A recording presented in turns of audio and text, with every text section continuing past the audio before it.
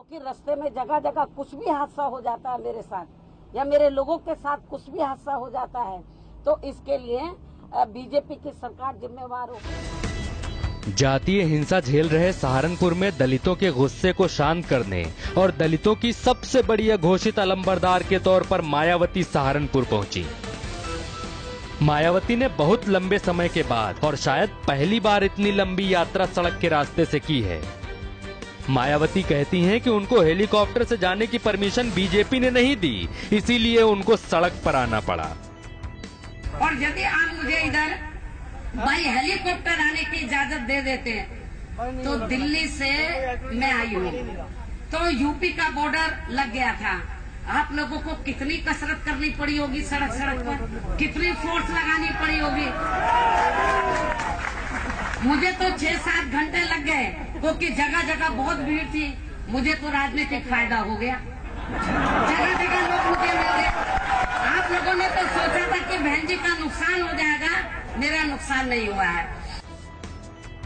सहारनपुर पहुंचने तक मायावती के लिए रास्ते में सुरक्षा के तगड़े इंतजाम किए गए थे।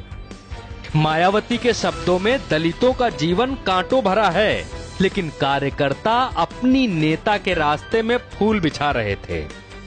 सारे लोग यहाँ पर मायावती के स्वागत के लिए यहाँ आए हुए हैं और कोशिश कर रहे हैं कि धूप जो है, कितनी कड़ी धूप है, उसके बावजूद भी जो लोगों का उत्साह है वो कम नहीं हो रहा है। मायावती गाजियाबाद, मेरठ, शामली और मुजफ्फरनगर में रुकते हुए सहारनपुर के शब्बीरपुर पहुंची और मायावती के सहारनपुर पहुंचने से पहले एक बार फिर से जातीय संघर्ष देखने को मिला। मुझे ऐसा लगता है कि उत्तर प्रदेश के मुख्यमंत्री ने यहाँ की सरकारी मशीनरी का दुरुपयोग किया और यहाँ पर जो वर्षों से भाईचारा पैदा था उसको नफरत में इन्होंने बदला है। मैं समझती हूँ जो इस गांव के अंदर दंगा हुआ, झगड़ा हुआ है, उसके लिए तो भारतीय जनता पार्टी की सरकार जिम्मेवार है और सही मायने में यहाँ के अधिकारी भी कम जिम्मेवार हैं, लेकिन उनको भी अपनी जिम्मेवारी निभानी चाहिए थी। मायावती ने शब्बीरपुर का मुआयना बंद कार से किया।